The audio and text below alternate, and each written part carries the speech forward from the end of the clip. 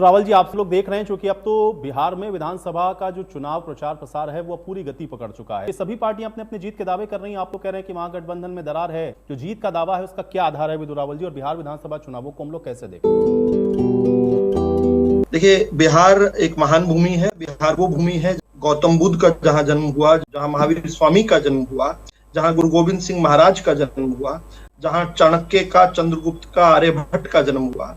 बिहार वही भूमि है जिसने भारत की राजनीति को भी शेप किया है। मैं देश के पहले राष्ट्रपति हूँ डॉक्टर राजेंद्र प्रसाद, चाहे ओरिजिनल और एकमात्र जो जननायक जिनको कह सकते हैं ऐसे कर्पूरी ठाकुर हूँ, चाहे जयप्रकाश नारायण हो और चाहे जगजीवन राम हो, ये बिहार की भूमि से ही आते थे।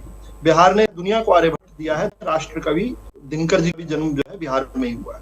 बड़ी बात यह है कि इस बिहार के अंदर 20 वर्ष से भारतीय जनता पार्टी गठबंधन की सरकार चल रही है। बीच में थोड़े से कालखंड के लिए भटकाव हुआ था, लेकिन 20 साल से वहां पर नीतीश कुमार मुख्यमंत्री हैं। तो ऐसी स्थिति में जहां पर 20 साल से एक व्यक्ति मुख्यमंत्री हो, तो वहां पर स्वाभाविक है कि विपक्ष कोई ना कोई उनकी कमियां ढूंढकर विचारों में लेकर आता है। लेकिन कितनी शानदार सरकार रही हो, कितना बेहतरीन काम उस सरकार ने किया होगा कि विपक्ष को मुद्दे नहीं मिल रहे हैं। 20 साल के बाद जब चुनावी बेला में आए तो पहले तो वक्फ कानून के ऊपर इन्होंने वहां रैलियां करनी शुरू कर दी। अब वक्फ कानून तो देश के अंदर पास हुआ था, पटना में, वैशाली में, पूर्णिया में इन्होंने रैलियां की, वहां से भी पेट नहीं भरा।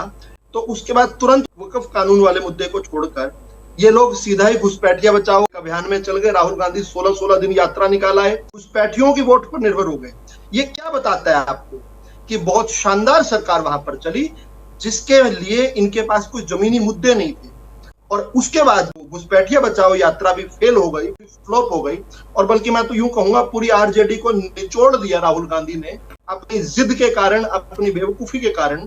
बिहार के अंदर आरजेडी हाथ लगा लगा के देख रही है किससे पाला पड़ गया हमारा। खुद राहुल गांधी को जल्दी से उन्हें बग्गी से उतारकर एक नई यात्रा निकालनी पड़ी, बिहार अधिकार यात्रा। और उसमें भी जनता का जब रिस्पॉन्स नहीं मिला तो दोनों युवराज बिहार का चुनाव छोड़कर अपने घर में बैठ गए। एक तो साउथ अमेरिका चले गए थे 15-16 दिन के लिए, फिर उसके बाद चंडीगढ़, शिमला घूम घाम के अब तक भी बिहार नहीं लैंड की है। इतना बुरा एक्सपीरियंस था।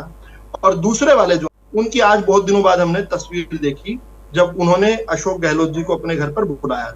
अगर बिहार का इलेक्शन को समझना हो तो ये हमारे विपक्ष के दो पप्पुओं का चुनाव है। और पप्पू यादव भी उसमें मान लीजिए, दूसरे तेजस्वी यादव मान लीजिए, तीसरे एक और राष्ट्रीय पप्पू भी हैं।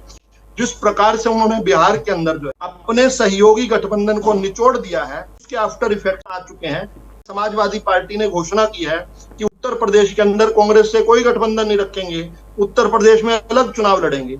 रोज डिबेट करते हैं कि हरियाणा के अंदर किस प्रकार जूतम पुजार होती है, लठम लठैत होती है, कुर्ता फाड़ होती है कांग्रेस के नेताओं में।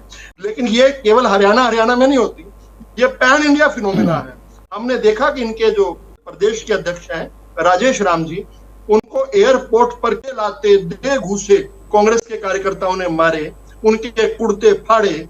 और अब कांग्रेस के सभी जितने वहां पर एआईसीसी के मेंबर हैं, जो पूर्व विधायक हैं, वो सब एक मीटिंग कर रहे हैं बाकायदा। राजेश राम जो है उसको पार्टी के अध्यक्ष से बर्खास्त करने वाले हैं। राहुल गांधी की जरूरत नहीं, खुद ही बर्खास्त कर देंगे।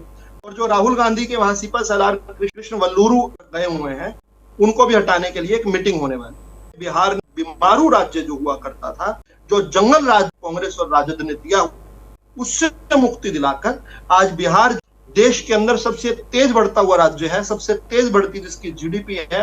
एक ऐसा राज्य जिसके अंदर आज सड़कों का जाल बिछा है, जहां 24 घंटे बिजली मिलती है, जहां पर कुपोषण से शिकार होने वालों की संख्या 1/3 से भी कम रह गई है।